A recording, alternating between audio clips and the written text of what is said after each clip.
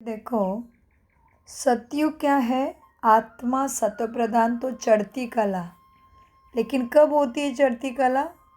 जब घोर कलयुग होता है, हम जब उतरती कला में चले जाते, जब हम पतित बनते सभी, तभी फिर भगवान आके हमारी चढ़ती कला करते हैं। तो कलयुग के बाद सतयुग आना ज़रूर है।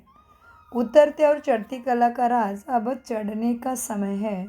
उसके लिए सहज राजयोगा मेडिटेशन ही सर्वोपरि फायदा करता है, क्योंकि हम भक्ति तो अनेक कल्प से करते आए हैं। तो क्या हुआ, आज तो दुनिया और ही दुराचारी, पापाचारी, अत्याचारी, भ्रष्टाचारी ही हो गई ना। तो क्या हुआ, भक्ति में हम उतरती कला में ही बना और ही पतित बन गए। इसलिए भगवान को पुकारते हैं, पतित पावन आओ, है ना। उसके बाद क्या हुआ, हमने भगवान को बहुत पुकारा, इसलिए शिव बाबा तीनों लोकों के स्वामी पतित पावन गाइड बन के आ गया।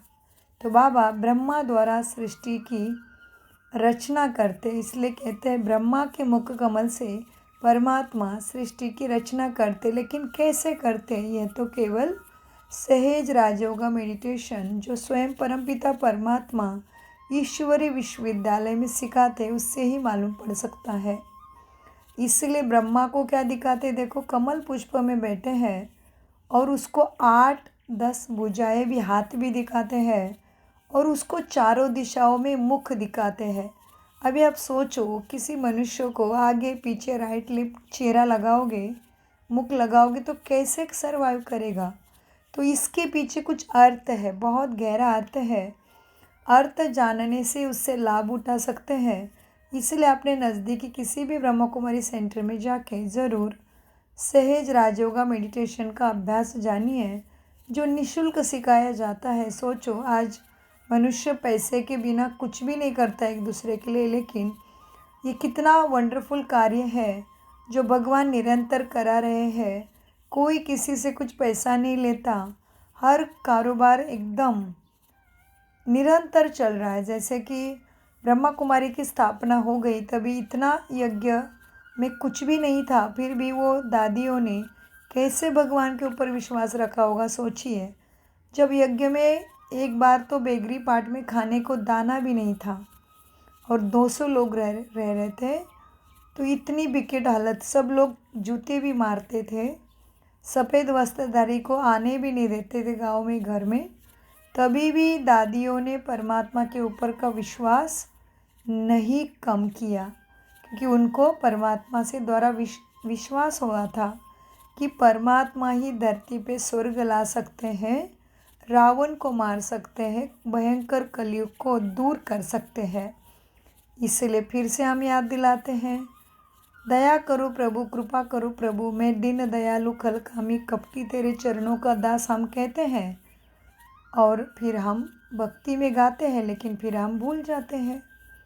तो इसीलिए शिव बाबा तीनों लोकों के स्वामी पतित पावन गाइड भी है और माइट भी है, इसलिए उसको शक्तिशाली, भगवान की शक्ति का कोई पारावर नहीं, ऐसे भी हम कहते हैं। तो उसके बाद क्या होता है, परमात्मा जब आते हैं, तभी हम तो मनुष्य हैं, तो शूद्र से ब्राह्मण, फिर देवता, बेगर टू प्रिंस बनने का ट्रांसफ़र। भगवान हमें सद्गति का ज्ञान दे के हमें पतित से पावन बनाते हैं। उसका प्रतीक है चतुर्भुज विष्णु और ब्रह्मा कमल पुष्प में बैठा है। जिस तरह से कमल पुष्प बहुत गंदे पानी में खिलता है, लेकिन वो अपनी सारा परिवार, उसका डंडे, जड़ा, पत्ते सबको नीचे छोड़ के वो ऊपर ही खिलता है। इसीलिए कितना भी गंदे पानी में कमल खिला हो, लेकिन उसको देवी देवताओं के चरणों में, भगवान के चरणों में लगाते हैं। इसीलिए देवी माँ को भी और ब्रह्मा को भी कमल पुष्प में दिखाते हैं। इसके और भी बहुत सुंदर सुंदर, गहरे और महत्वपूर्ण फायदे व देने वाले अर्थ मुरली में और राजयोगा मेडिटेशन में हमारे दिमाग में बैठ जाते हैं। हमारे ज्ञान का तीसरा नेत्र खोलने में और ही हमें मदद करते हैं। और कितनी वंडरफुल बात है, देखो, ज्ञान का तीसरा नेत्र को आज्ञा चक्र भी कहते हैं। आज्ञा चक्र माना भगवान की आज्ञा का पालन करना, क्योंकि हमने उसको सुख शांति दे, प्रेम दे, आनंद दे, सद्गति दे, सद्बुद्धि दे, मुक्ति दे, जीवन मुक्ति दे, सब कुछ मांगा है। मांगा है मतलब देने वाला है, लेकिन हम देने वाले को जानने के लिए तैयार नहीं है या समय देने के लिए तैयार नहीं है। जो देवी देवता है लेकिन वो महादेव है, महादेव देवादिदेव है। वो God is all mighty, God is light, God is truth कहते हैं। तो गॉड से ही भरपूरता मिलेगी, माना बाप से ही बच्चों को भरपूरता मिलेगी क्या भाई बहनों से मिलेगी? आप ही सोचिए। तो कौन है हमारे भाई बहन? जिनका शरीर का आकार है लेकिन उनके अंदर दैवी गुण है। वो सतयुग में राज्य करने वाले देवी देवता थे। जिस तरह से कोई भी महात्मा बड़े कार्य करके गए हैं तो उनके कितने बड़े बड़े पुतले बनाते हैं, क्योंकि उन्होंने ऐसे समाज के लिए श्रेष्ठ कार्य किया है। तो उसी प्रकार सतयुग में, स्वर्ग में, त्रेता में राम राज्य था, राम सीता थे। सतयुग में लक्ष्मी नारायण राधा कृष्ण थे।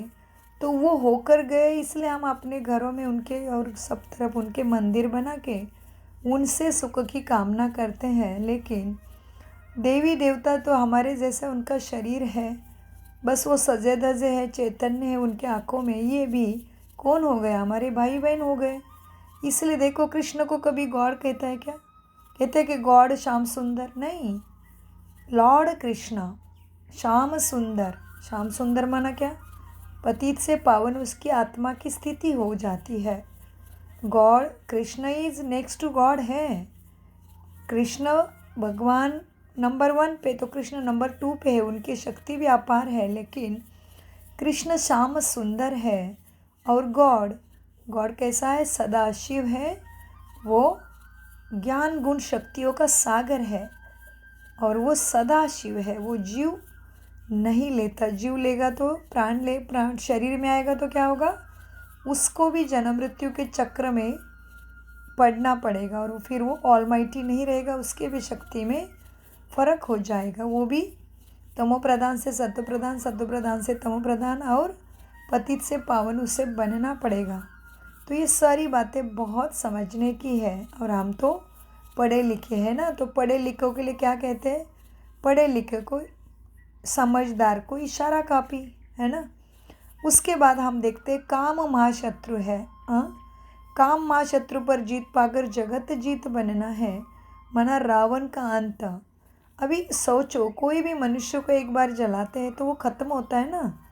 तो रावण को एक बार जलाया तो ख़त्म होना चाहिए, हर वर्ष क्यों जला रहे हैं? तो इसका सभी का अर्थ हमारे प्राणेश्वर, हम सभी आत्माओं के सद्गति दाता परमपिता ही हमें समझा रहे हैं। अभी सहज राजयोगा मेडिटेशन द्वारा जो ब्रह्मा कुमारी सेंटर में निःशुल्क सिखाया जाता है। और देखो, इधर किसी से कोई पैसा नहीं लेता, क्योंकि अपना ही बाप बच्चों से पैसा लेता है क्या कभी? उसी तरह से इस यूनिवर्सिटी का, इस पढ़ाई का, इस सत्संग कहो या पढ़ाई कहो या भगवान का सद्गति देने का ईश्वरी विश्वविद्यालय कहो, इसलिए इस विश्वविद्यालय का नाम भी बड़ा वंडरफुल है, ईश्वरी विश्वविद्यालय for better world. Brahma Kumari spiritual godly university for better world, इतना वंडरफुल इसका नाम है। ईश्वर क्यों? क्योंकि ईश्वर के द्वारा निर्मित है। तो हम ईश्वर के पास मांगते, लेकिन लेने की विधि भी जानना समय की पुकार है।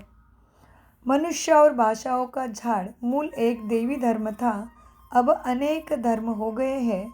इसका भी अर्थ हमें समझना पड़े।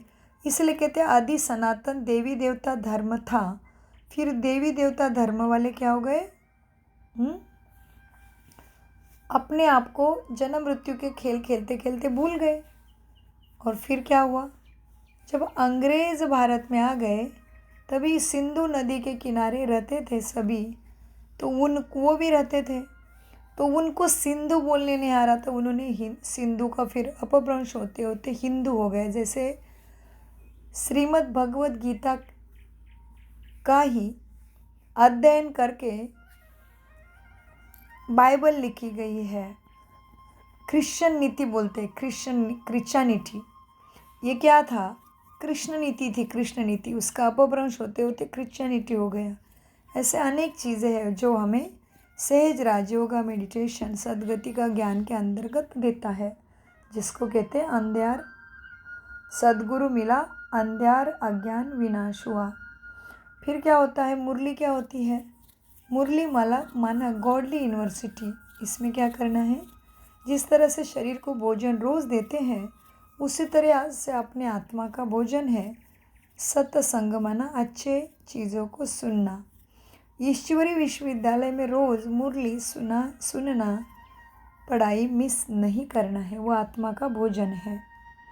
शरीर को भूखा नहीं रखते और आत्मा को भूखा रखते हैं, और फिर क्या होना है, शरीर तो एक दिन जाना है लेकिन आत्मा तो फिर आगे भूखी चली जाएगी, तो सदगति को कैसे पाएगी, स्वर्गपद कैसे पाएगी। क्यों, मनुष्य कोई भी जब प्राण छोड़ता है, मर जाता है, तभी मनुष्य कहता है भला था, स्वर्ग में चला गया। अच्छा, अगर वो मरने के बाद स्वर्ग में गया तो इसका मतलब मरने के पहले कहाँ था? स्वर्ग में नहीं था, नरक में था। तो कितनी सोचने वाली बात है। ऐसे नहीं कहता कोई कि भाई स्वर्ग में मरा, स्वर्ग में चला गया, नहीं कहते बहुत भला था बेचारा, स्वर्ग में गया। और कोई खराब कर्म करने वाला मनुष्य, थोड़े बुरे संस्कार वाला मनुष्य मरता है तो क्या कहते हैं, अच्छा हो गया, मर गया, नरक में जाएगा। अच्छा, मतलब नरक और स्वर्ग कोई चीज़ है, लेकिन वो आकाश में नहीं है, इसी धरती के ऊपर है। जब इस धरती के ऊपर देवी देवता राज्य करते हैं तब ये धरा को सतयुग स्वर्ग कहा जाता है। और जब यहाँ पे सभी के संस्कार अत्याचारी, दुराचारी, पापाचारी, भ्रष्टाचारी, बलात्कारी, माना काम वासना के वश होके मनुष्य कुछ भी नहीं समझता, तभी वो पतित पावन बाप को पुकारता है, पतित पावन सीताराम, ईश्वर आल्लो तेरो नाम, और सबको सतगति सन्मति दे भगवान। अब सदगति क्या है, सतबुद्धि क्या है, सतमति क्या है। सत्य माना एक तो ट्रुथ होता है, तो ट्रुथ कौन है, God is light, God is might, God is truth, God is one. तो सत्यम शिवम सुंदरम क्या हो गया, शिव परमात्मा की महिमा हो गई। शिव परमात्मा की महिमा ऐसे करते हैं कि हम श्याम सुंदर है, नहीं, श्याम सुंदर तो लॉर्ड कृष्णा की महिमा करते हैं, इसीलिए गॉड इज़ वन कहते हैं। और लॉर्ड माना देवी देवता 33 कोटि है, इसीलिए lord Krishna, lord Hanumana, lord Ganesha, lord Shri Ram हम बोलते हैं ना, तो इसका बहुत गहरा अर्थ है। हम अर्थ को नहीं जानेंगे तो कभी भी आत्मा समर्थ सतगति को नहीं पाएगी। सतगति माना आत्मा के जो मूल स्वधर्म है, आत्मा का अपना स्वमान है। जिस तरह से हमारा शरीर 5 तत्वों से बना है, उसी तरह से हमारी आत्मा किससे बनी है, 7 पुंजों, 7 सद्गुणों का पुंज है आत्मा। किससे बनी आत्मा, शांति, शक्ति, सुख, प्रेम, पवित्रता, ज्ञान, आनंद से बनी है। ये 7 गुणों से आत्मा बनी है, इसीलिए आत्मा को यही गुण अच्छे लगते हैं। और आत्मा जब इसी गुणों के अंतर्गत रहते हुए कर्म करती है तो वो पुण्य कर्म करती है, तो उससे सुख, समृद्धि और स्वर्ग पद प्राप्त होता है। तो ये सारी बातें परमात्मा सिखाते हैं। अभी हर मनुष्य चाहता है मैं सुखी रहूं, मैं शांत रहूं, मैं सबको प्रेम दूं, मेरे में पवित्रता माना मन बुद्धि की स्वच्छता आ जाए, लेकिन मनुष्य कर नहीं पाता। क्यों? क्योंकि जन्म मृत्यु का खेल खेलते खेलते हर आत्मा पतित हो गई है। तो उसको चाहना भी है कि मेरे साथ सभी प्रेम से, शांति से, सच्चाई से व्यवहार करें, और वो भी दूसरे को देना चाहता है, लेकिन क्यों नहीं दे पाता, क्योंकि आत्मा में शक्ति नहीं है। आत्मा परमात्मा से बिछड़ के बहुत वर्ष हो गए हैं, बहुत युग बीत गए, काल बहुत बड़ा बीत गया, तो आत्मा बैटरी चार्ज ही नहीं हुई सद्गुणों से कभी। इसलिए अभी का जो समय है बहुत अनमोल है, आत्मा परमात्मा का मिलन हो रहा है। कलयुग के घोर युग में परमात्मा आते हैं। भगवद गीता में भी बोला है, यदा यदाश्च धर्मस्य ग्लानिर्भवति भारत अभ्युत्थानम् अधर्मस्य तदात्मानं सृजाम्यहम्। माना मनुष्य के स्वधर्म की जब अति ग्लानि हो जाती है, तभी मैं फिर से मनुष्य के स्वधर्म की, आत्मा के पुनर्धर्म, आत्मा के स्वधर्म की, माना आत्मा के सद्गति, सत्य धर्म की पुनर्स्थापना करने, आत्मा को ज्ञान देने ब्रह्मा के मुख कमल से आता हूँ। तो वही अभी समय चल रहा है। जो जगेगा उसके लिए सवेरा है, नहीं जगेगा उसके लिए अंधेरा है। क्या करेंगे? जिस तरह से सूरज आता है, रात को नहीं मिलता, लेकिन सूरज आकाश में है। उसी तरह से भगवान अभी आए हैं। एक बार सभी को एक बार सतयुग की स्वर्ग की स्थापना हो जाती है। 33 कोटि आत्माएं ज्ञान इस सत्य ज्ञान को प्राप्त करते हैं। सत्य ज्ञान को प्राप्त करते हैं तो परमपिता परमात्मा फिर से परम धाम माना ऊपर वाला बन के चुपचाप बैठ जाता है। फिर कितना भी उसको मांगो उसका देने का रोल नहीं है। जिस तरह से सूरज आकाश में है लेकिन रात को प्रकाश नहीं दिखाई देगा, उसी तरह से परमात्मा की शक्ति भी एक सोलर के प्रमाण है। जिस तरह से सूरज की लाइट को सोलर में जमा करके रखो तो फिर अंधेरे में भी मदद करेगी। दिन नहीं है तो भी सोलर की सिस्टम हमें मदद करेगी। उसी तरह से सतयुग, त्रेता, कलयुग, द्वापर युग में परमात्मा की शक्ति हम अभी भरते हैं तो वो हमें सदा के लिए सुख शांति समृद्धि देती है।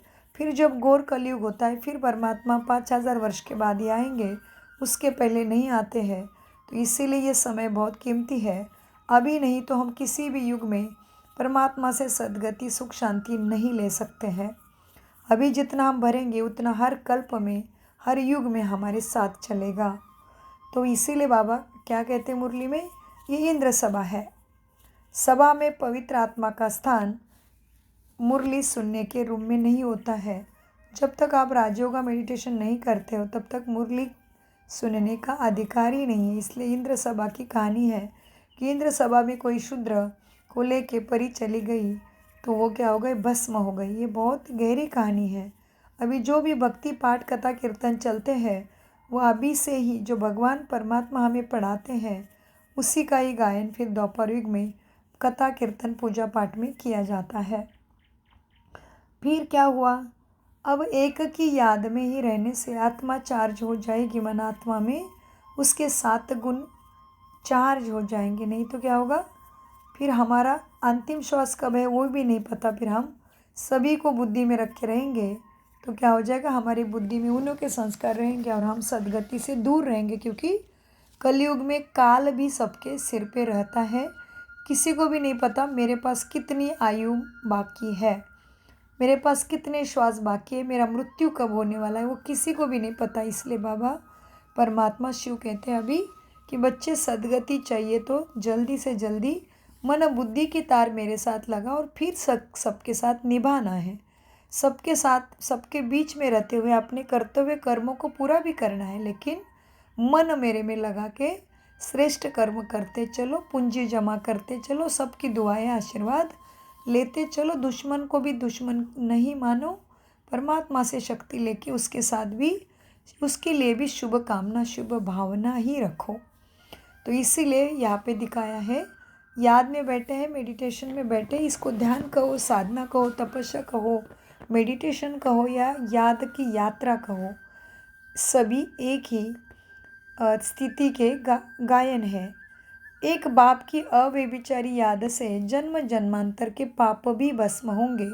इसलिए शिव परमपिता परमात्मा को पाप कटेश्वर, भोलेनाथ, सदाशिव, अमरनाथ, विश्वेश्वर, रामेश्वर, राम का भी ईश्वर माना रामेश्वर, गोपेश्वरम माना गोप माना श्री कृष्ण का भी ईश्वर, उस परमपिता परमात्मा को ही कहा जाता है। परम आत्मा परमपिता शब्द में भी आपको पता चलेगा हम सभी मनुष्य आत्माओं का पिता एक ही परमपिता परमात्मा है। श्री कृष्ण सबका पिता नहीं हो सकते क्योंकि सभी धर्म वाले गॉड को तो मानते हैं, भगवान को अलग अलग भाषा में पुकारते हैं। फिर वो क्रिश्चियन हो, बौद्धि हो, जो भी हो, ईश्वर, अल्लाह, प्रभु, खुदा और एक ओंकार करके सभी धर्म वाले परमात्मा को माना। जिसको हम शिवलिंग में शिव जयंती शिव रात्रि मनाते उसको मानते सभी है। कृष्ण को सभी धर्म वाले मानेंगे क्या? तो lord Krishna is next to god है, बहुत शक्तिशाली है लॉर्ड कृष्णा भी, लेकिन वो गॉड नहीं है। गॉड को क्या कहते हैं? क्रिएटर, ऑपरेटर और डिस्ट्रॉय करने वाला, माना पापों को भस्म करने वाला, हमें पावन बनाने वाला। तो मनुष्य आत्मा ने पाप किए हैं, अभी नहीं मानो, आप खुद को खुद कोई बोलेगा नहीं कि मैं पापी हूँ, लेकिन गाते तो है, मैं खलकामी कपटी मूर्ख पापी तेरे चरणों का दास, दया करो, कृपा करो भगवान, है ना। और दूसरा क्या करते हैं, गंगा स्नान करने जाते हैं, कुंभ मेला करते हैं, तीर्थ करते हैं, सोचते पाप धुलेंगे। इसका मतलब आत्मा को किसी ने बोला कि तुम पापी हो तो मनुष्य सहन नहीं करेगा, लेकिन मनुष्य आत्मा जानती है अंदर से कि तीर्थ यात्रा करने से, कुंभ मेला करने से पाप नाश होते हैं, पूजा पाठ करने से पाप नाश होते। लेकिन अभी द्वापर युग से कितना ज़्यादा पूजा पाठ हम अपने पूर्वजों से करते आए हैं, तो भी आज भी घर में क्या सबको मन शांति, सुख शांति, शारीरिक स्वास्थ्य मिल रहा है? किसी भी घर में देखो, किसी के घर में तन के प्रॉब्लम, किसी के घर में धन के प्रॉब्लम, किसी के घर में मन की प्रॉब्लम तो आपको मिल ही जाएगी, कुछ ना कुछ तो मिल ही जाएगा। संपूर्ण कोई भी स्वस्थ नहीं है, क्योंकि हमारा कनेक्शन शक्ति सागर से, सुख शांति दाता से टूट गया है। इसीलिए अब फिर उसका नाम भी ऐसा है परमात्मा का, पापकटेश्वर, भोलेनाथ, भूतनाथ, अमरनाथ, रामेश्वरम, गोपेश्वरम, सोमनाथ। तो ये सारे अर्थपूर्ण नाम है उनके कर्तव्य और कर्म ऐसे हैं भगवान के, इसलिए उसको ये सारे नाम मिले हैं। सत्यम शिवम सुंदरम है, भोलेनाथ है, महादेव है, देवादिदेव महादेव भी कहते हैं। फिर किसी पूजा में भी कहते हैं, क्या कहते हैं, ब्रह्म देवताय नमः, विष्णु देवताय नमः, शंकर देवताय नमः। फिर क्या कहते हैं, शिव परम पिता परमात्माय नमः। अगर ये सभी एक है तो फिर अलग अलग क्यों नमन कर रहे हो, है ना सोचने वाली बात। हाँ, ब्रह्मा विष्णु शंकर देवता है और परमपिता परमात्मा देवादिदेव महादेव गॉड है। ब्रह्मा लॉर्ड है, शंकर भी लॉर्ड शंकरा है, विष्णु भी लॉर्ड विष्णु है, और God is one, God is light, God is might, God is liberator, गॉड इज़ सदगति दाता। गॉड ही मेरे पाप कटेगा, लेकिन कब, जब मैं मन बुद्धि की तार उनके साथ जोड़ूंगी। जैसे लाइट की तार को एक तार के साथ दूसरी तार जोड़ते हैं, फिर उसका प्लग बनाते हैं, और जब वो प्लग वो कनेक्ट करते हैं तभी चार्जिंग होना शुरू होता है ना। तो मन भी, आत्मा क्या है, हाँ, आत्मा क्या है, चेतना है ना, पावर है ना, एनर्जी है ना। इसलिए आत्मा कभी मरती नहीं, क्योंकि एनर्जी नाइदर भी क्रिएटर और डिस्ट्रॉय भी नहीं कर सकते हैं। एनर्जी है तो आत्मा क्या है, अजर अमर अविनाशी है। आत्मा कभी मरती नहीं, तो क्या होती है, शरीर बदलती है, जन्म मृत्यु के खेल में चली जाती है। आत्मा कभी मरती नहीं, आत्मा एक एनर्जी है, लाइट है। तो एनर्जी का पिता क्या होगा, एनर्जी होगा। तो एनर्जी को एनर्जी से कनेक्ट करने के लिए क्या है, मन की तार है। इसलिए हम भजनों में गाते भी हैं, प्रभु तेरे साथ मेरी तार जुड़ गई है, हाँ? जुड़ जाए मेरी तार तेरे साथ, कहते हैं ना। तो किसकी तार जुड़ेगी, मन बुद्धि की तार जुड़ेगी, तभी आत्मा के संस्कार परिवर्तन होंगे। क्योंकि आत्मा नहीं दिखती, तो मन बुद्धि संस्कार भी बोलते हैं, अनुभव करते हैं। हम बोल सकते हैं मेरे मन को शांति मिली, लेकिन दिखा तो नहीं सकते हैं ना। तो जिस तरह से आत्मा चेतन लाइट देख नहीं सकते, उस तरह से आत्मा की दिव्य शक्तियाँ, मन बुद्धि संस्कार भी देखने की बात नहीं, अनुभव की बात है। तो आत्मा के साथ मन बुद्धि संस्कार भी हर जन्म में चले जाते हैं। तो अपनी आत्मा के मन बुद्धि संस्कारों को सत्व प्रदान सद्गति में पावन बनाने का टाइम अभी है। इसलिए परमात्मा कहते, बच्चे एक बाप की अव्यभिचारी याद से जन्म जन्मांतर के पाप भस्म करो। इसके लिए मन बुद्धि की तार जोड़ना समय की पुकार है। तो बाबा फिर क्या कहते हैं, बच्चे क्या है, संकल्प, संकल्प और संकल्प। क्योंकि संकल्प से क्या कहते हैं शास्त्रों में, भगवान ने ब्रह्मा के संकल्प से सृष्टि रची है। कैसे रची, कौन से संकल्प, संकल्प माना दिन रात हम क्या सोचते हैं, हमारे क्या विचार है। जैसे हम सभी ने सुना है शिवानी बहन के क्लासेस, दादियों की भी सुने होंगे, लेकिन शिवानी बहन के क्लासेस तो जिसका राजयोगा कोर्स नहीं हुआ है, मेडिटेशन कोर्स, वो भी समझ लेता है। बाकी दादियों के क्लासेस वगैरह जो राजयोगा मेडिटेशन का अभ्यास रोज करते हैं, अपने मन को मेडिसिन देते हैं, मन को सशक्त बना रहे हैं, मन को सद्गुणी बना रहे हैं, पावन बना रहे हैं, उसको कहते हैं मेडिटेशन। राजयोगा मेडिटेशन मेडिसिन है ना मन बुद्धि का।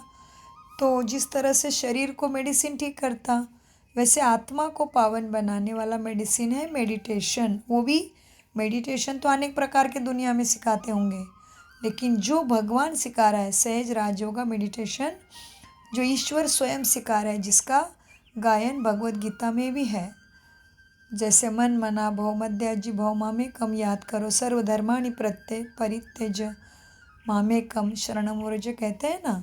ये सारा अर्थ हमें सहज राजयोगा मेडिटेशन में सिखाते हैं। और फिर यहाँ पे घर बार छुड़ाते नहीं, कर्तव्य कर्म तो बिल्कुल नहीं छुड़ाते, एवं दुश्मन को भी दोस्त बनाना यहाँ सिखाते हैं। तो इसीलिए परमात्मा क्या कहते हैं, बच्चे पुण्य की पूंजी जमा करने के लिए क्या करना पड़ेगा, हर सेकंद और संकल्प के महत्व को जान, सेकंद और संकल्प को व्यर्थ नहीं गंवाना, व्यर्थ की बातें पिछली हुई बातों की चिंतन करके दुखी होके नहीं गंवाना है। समर्थ संकल्प करो, वर्तमान में जीना सीखो। जो बात हो गई, कोई बातें हो गई भूतकाल में, पास्ट में, तो उससे शिक्षा ले लो और आगे बढ़ो, तो पद्मापति बनेंगे। मना हर कर्म में भाग्य जमा होगा, पुण्य जमा होगा, और हमारे लक के सितारे खुल जाएंगे। हम पद्मा पदम भाग्यशाली मना स्वर्गवासी निश्चित बनेंगे। देवी देवता मना नर से नारायण, नारी से श्री लक्ष्मी ज़रूर बनेंगे। कहावत तो बोलते हैं, क्या बोलते हैं कहावत, नर जो करनी करे नर से नारायण बन जाए, नारी जो करनी करे नारी से श्री लक्ष्मी बन जाए। लेकिन कैसे करनी, कौन सिखाएगा करनी। और ऐसे अच्छी इतनी भयंकर दुनिया में, दुख देने वाले दुनिया में, अत्याचारी दुराचारी पापाचारी संस्कारी सभी आत्माओं के संस्कार हो गए। ऐसे सभी आत्माओं में काम क्रोध लोभ मोह अहंकार ईर्ष्या द्वेष बदले की भावना एवं भय, ऐसे संस्कार वालों आत्माओं के बीच कैसे करे भला। वो शक्ति हमें परमपिता परमात्मा ही देते हैं। और इसलिए कहते जो करेगा उस पाएगा। भगवान के दरबार में देर है लेकिन अंधेर कभी भी नहीं। इसलिए कहते सत्य की नाव हिलेगी डुलेगी डूबेगी कभी भी नहीं। इसलिए हम आपको एज आत्मा भाई हैं, हम सभी शरीर से निकलते तो केवल आत्मा बच जाती है ना, चेतना बच जाती है। शरीर तो हम सभी का अपना अपना एक वस्त्र है, हम सभी के वस्त्र के साथ नाम जुड़े हैं, संबंध जुड़े हैं, जाति भेद पंथ जुड़े हैं, कर्तव्य कर्म जुड़े हैं। लेकिन जब आत्मा इस शरीर को छोड़ती है तो सभी आत्मा उस परमात्मा के बच्चे हैं। इसलिए देखो कितना सुंदर प्रार्थना हम करते हैं, हिंदू मुस्लिम सिख ईसाई हम सब है भाई भाई। कैसे भाई भाई भाई, कौन हमारा एक पिता है। शरीर का पिता तो ज़रूर एक नहीं है, धर्म पिता भी एक नहीं है, तो कौन है हमारा। कैसे हम हिंदू मुस्लिम सिख ईसाई भाई भाई हो गए। तो जिसने लिखा है वो कितना ज्ञानी होगा, सोचो। हाँ, हम परम पिता परमात्मा के बच्चे हैं, आत्मा आत्मा भाई भाई हो गए ना। तो इस तरह से फिर सत्यमेव जयते कहते हैं भारत के अंदर। कैसे सत्यमेव जयते होंगे, सोचो। कितनी सारी बातें हैं जो समझने के लिए है। फिर क्या करते हैं, भारत का जो झंडा है उसमें अशोक चक्र दिखाते हैं। कैसे अशोक होंगे हम, कभी भी आत्मा को शोक नहीं होगा। कब, कैसे, सतयुग स्वर्ग पद प्राप्त करेंगे भगवान से परमपिता से, तभी अशोक रहेंगे हम। कोई शोक नहीं, कोई हमें हरा न सकते, अशोक चक्र। और दूसरा, भारत का झंडा भी कितना महत्वपूर्ण है, कितना अर्थपूर्ण है। भले उसके अनेक अर्थ होंगे, लेकिन हमारा जो चिंतन चला उसमें ऊपर में ऑरेंज रंग का कलर है। ऑरेंज माना मन बुद्धि की स्वच्छता, माना पवित्रता का रंग है वो। और बीच में है सफ़ेद रंग, उसमें अशोक चक्र है। और नीचे है हरा रंग, हरा रंग प्रेम का प्रतीक है। इसलिए धरती हमेशा हरियाली सी भरी हुई रहती है, तो सुंदर दिखती है ना। और घास वगैरह धान्य कैसे उगता है, हरा रंग के है ना। वृक्ष, फूल, पौधे, पेड़ों के पत्ते कैसे हरे हैं ना, तो हरा रंग क्या है, प्रेम का प्रतीक है, सुख शांति का प्रतीक है। तो ये बहुत अर्थपूर्ण है सारी चीज़ें। तो हम आपको इतना ही कहेंगे, समय के इशारे समझो, कलयुग सबके सिर पे मंडरा रहा है। अभी भयंकर कलयुग बनता जा रहा है और ऊपर से काल का भरोसा नहीं, किसी को भी नहीं पता आज मैं सो जाऊंगा तो कल हो क्या नहीं, किसी को भी नहीं पता मैं चलते चलते जाऊंगा, बैठे बैठे जाऊंगा या बोलते बोलते जाऊंगा। तो ऐसे भयंकर अचानक के समय में हम भगवान को ज़रूर प्राप्त करें, क्योंकि भगवान से सद्गति, सद्बुद्धि, मुक्ति, जीवन मुक्ति, हेल्थ, वेल्थ, हैप्पीनेस, सद्गति, सद्बुद्धि, सुख शांति, समृद्धि, मन की शांति प्राप्त करना हर मनुष्य आत्मा का जन्म सिद्ध अधिकार है। तो वह अधिकार सबको प्राप्त हो, यही हमारी शुभकामना है। इसलिए हम आपको बताते हैं कि किसी भी चीज़ का डर, भय और कोई भी अहम वहम, गलतफहमी मन में नहीं रखते हुए अपने नज़दीकी किसी भी ब्रह्मा कुमारी ईश्वरी विश्वविद्यालय के साथ कांटेक्ट करिए। वहाँ से फ्री में सिखाया जाने वाला राजयोग ज़रूर जानिए और सारे राज को, सारे सीक्रेट को अपना बना लीजिए और राजयोगी सो विश्वराज, नर से नारायण, नारी से श्री लक्ष्मी ज़रूर पद प्राप्त करिए। नर से नारायण, नारी से श्री लक्ष्मी जैसे सुख शांति और लक्ष्मी नारायण जैसे स्वर्ग के वासी, स्वर्गवासी लक्ष्मी नारायण ज़रूर बनिए। सभी आत्मा का जन्म सिद्धाधिकार है, क्योंकि ये विश्वविद्यालय एक ही बार खुलता है, फिर सतयुग में भी नहीं खुलता, त्रेता में भी नहीं खुलता, द्वापर युग में भी नहीं खुलता, कलयुग के शुरुआत में भी नहीं खुलता, केवल अभी कलयुग के अंत है। और सतयुग माना स्वर्ग की शुरुआत है, कलयुग माना भयंकर नरक का अंत है। रावण एक दिन ज़रूर मरेगा, राम की जीत होगी। राम माना राम नाम, सत्य वाला राम। 3 प्रकार के राम होते हैं। एक होता है राम सीता मैया का राम, सीता रामचंद्र की जय कहते हैं। एक होता है घट घट में लेटा राम, माना सभी के अंदर आत्मा राम बैठा है। और एक होता है राम नाम, सत्य वाला राम, माना परमपिता परमात्मा राम। मेरे मन को सद्गति और सुख शांति का आराम देने वाला राम परमपिता परमात्मा है।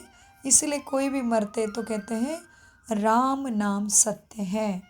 ऐसे नहीं कहते प्रभु राम सत्य है, नहीं, राम का नाम सत्य है। तो इसलिए सभी को ही राम प्राप्त हो। तो सभी के अंदर जो रावण छुपा है, काम, रावण के 10 सिर दिखाते हैं और एक सिर काटते तो दूसरा जुड़ जाता है, क्योंकि राम के साथ माना परमात्मा के साथ हमारी मन बुद्धि नहीं जुड़ती है, तब तक रावण हमें पतित ही बनाएगा, दुखी ही बनाएगा, पापी ही बनाएगा, दुर्भाग्यशाली रावण ही बनाएगा। तो रावण कोई मनुष्य नहीं है, रावण हर मनुष्य के अंदर बैठे हुए विकार है और कमी कमजोरियाँ ही रावण है। माना क्या है इस विकारों का नाम? काम, क्रोध, लोभ, मोह, अहंकार, ये 5 बड़े सिर है रावण के। और उसके साथ फिर है ईर्ष्या, द्वेष, बदले की भावना, भय, निंदा, ये भी उसके बाल बच्चे। तो टोटल रावण के सिर है 10। इस तरह से ये बहुत बहुत गहरी बातें हैं। आज तक हमने हर युग में कितने टाइम से हमारे कुल से पीढ़ी से भक्ति की है, तो भी भक्ति का फल देने भगवान कभी तो धरती पे आएंगे ना। तो वो समय अभी कलयुग के अंत में, घोर कलयुग में भगवान अभी आते हैं। इसलिए इसको संगम युग कहते हैं। आत्मा परमात्मा का मिलन होता, कलयुग का अंतम, स्वर्ग की स्थापना हो जाती, नरक खत्म होता, स्वर्ग स्थापन होता। इस बीच के समय को संगम कहते हैं। इसको हम भक्ति में अधिक मास करके मनाते हैं, जानते कुछ भी नहीं। जैसे कि कहते हैं ना 3 वर्ष के बाद अधिक मास आता है। तो 3 वर्ष माना तीनों युग खत्म हो गए, कलयुग के अंत में भगवान आते हैं, फिर कभी भी नहीं आते हैं। इसलिए समय के महत्व को समझो, अपने श्वासों की गति को समझो और ज़रूर नज़दीकी किसी भी Brahma Kumar godly world spiritual university में जाके बेटर वर्ल्ड बनाने में और बेटर वर्ल्ड का मालिक बनने के लिए ज़रूर हिस्सा ले लीजिए। बहुत बहुत शुक्रिया आप सबका। शुक्रिया प्राणेश्वर परमपिता परमात्मा शिव बाबा का। शुक्रिया ब्रह्मा माँ, जिसके द्वारा परमपिता परमात्मा इतना ऊंचा कार्य निरंतर करा रहे हैं। शुक्रिया दादियों का, हमारे सभी महारथी भाई बहनों का। शुक्रिया संपूर्ण ब्राह्मण परिवार का। शुक्रिया इस धरती माँ का। शुक्रिया पांच तत्वों का। शुक्रिया ड्रामा का। कलयुग के खेल, कलयुग से लेके सतयुग तक के चारों युगों का भी शुक्रिया। शुक्रिया सभी मेरे आत्मा भाइयों का। बहुत बहुत धन्यवाद। ओम शांति, नमस्कार। ऑलमाइटी परमपिता bless all of us with his wonderful blessings and unconditional love। बस उसकी विधि को सभी जानो, क्योंकि विधि में सिद्धि है और विधि सिखाई जाती है सहज राजयोगा मेडिटेशन में, सद्गति की, सद्बुद्धि की, पावन बनने की और सुख शांति समृद्धि, हेल्थ वेल्थ हैप्पीनेस सक्सेस प्राप्त करने की विधि सहज राजयोगा मेडिटेशन में सिखाई जाती है। धन्यवाद, नमस्कार।